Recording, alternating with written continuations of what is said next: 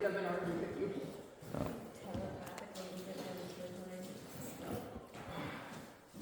No, you can take it. Beam them into me. You can take it. Okay. Don't like that. Yeah, give me my phone back. Someone's gonna step on. I love that the phone just wasn't on the screen, so it looks like you're just Yeah, wailing just on the wailing floor. on the floor. Okay, so this will be the official breakdown of all of the rules. I won't edit this video, so you have to deal with all the people chattering in the background. I'm going to break it into sections, which is scoring criteria and then warnings. We'll do all the questions after each section. That way we're not just constantly interrupting, because sometimes I like to answer the question that you have, the sentence after you ask it. So, understanding scoring criteria. If Mark steps out of range, when the fight starts, both of us will be out of measure. Neither of us can strike each other. Once one fencer steps into measure, which is defined as the distance that it takes for me to hit him with a step, either a passing step or a gathering step of equal size, so I step and I'm able to strike Mark. That is when the scoring window opens. This starts the exchange. From this, if I enter in, strike Mark, Mark throws a counterattack at me, I parry it and step out, the exchange ends. I have secured my point. Judges will mark down 1 point Trevor. If I enter in, strike Mark, Mark strikes me back, and we both step out of range, the exchange ends with neither of us having scored any points because we failed to keep ourselves safe during the exchange. If you are struck at any point during the exchange, neither fencer will accumulate a point. This works going in as well. So if I strike Mark, close to a grapple, the exchange ends, the director will call halt, separate, we will separate while still facing each other, the director will then call fence again. That closing to a grappling ended the exchange, awarding the scoring fencer a point. This works in reverse. If Mark comes in, I strike him, he comes to grapple me, halt, separate, I won the exchange because I struck him before the grapple commences. Any questions on that? Cool. Other scoring things. If I throw a strike at Mark, Mark parries the strike, and we close him to a grapple. Since nobody has landed a valid strike, we'll go this way so the camera can see us.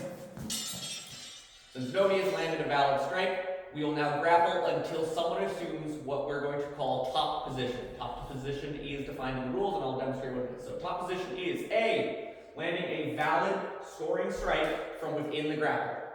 At the time of the strike, halt will be called, fighters will be told to separate, return to their corners, and then the action will then resume. Other scoring actions from the grapple are moving into the grapple. I'm able to successfully disarm my opponent. 2 points will be awarded, which we'll talk about in a second. Final option from a grapple is if we enter into a grapple, nobody is struck, and a takedown is completed. With one fencer starting in top position, they will then be the winner of the exchange, scoring the points. Any questions there? Yes? I remember that if a hit is struck and then a grapple, then a judge can call halt. But if a judge sees that after, like during a grapple, a hit is struck, do they still call halt? Only directors will call Only halt. director, okay. Yes. Judges will just keep track of points if they see them. And warnings. And You warnings have to when call, they're. she has to call the warnings. I call halt, I call warnings, you track warnings. Yes. Okay. I can track. 2 points can be awarded by the judges for any technique that exhibits particular martial merit. So that is situations where we have rendered our opponent's sword unable to hit us and we are not struck at any point during the exchange. Examples being complex winding actions that fully lock out the sword and prevent enemies from making any actions against us. Blade grabs that prevent him from making any actions against us, etc. At that point, the director will call halt, fighters will be told to separate. Judges can, if they believe that it is of exceptional martial merit, award 2 points. Disarms and takedowns will be awarded 2 points. Strikes in the bind, or strikes in the grapple, and palms and stuff will be awarded a single point. The only other criteria where a fencer can earn 2 points for an exchange is if I strike Mark 3 times or more without him being able to strike me in return, and successfully exit without being hit. At that point, the director will call halt, tell the fighters to separate, awarding the person who is dominating the exchange to acquire 2 points. Any questions? Okay, so defining terms. Top position is going to be what is utilized to describe the person who has won any of the more complex actions we have. So top position typically refers to stuff like takedowns. And what that looks like is if I'm able to throw Mark and remain standing, I have top position, I am the winner of the grapple. If a grapple commences, we fall together, and I am given a dominant position. I consider to have top position, I will earn points for the exchange.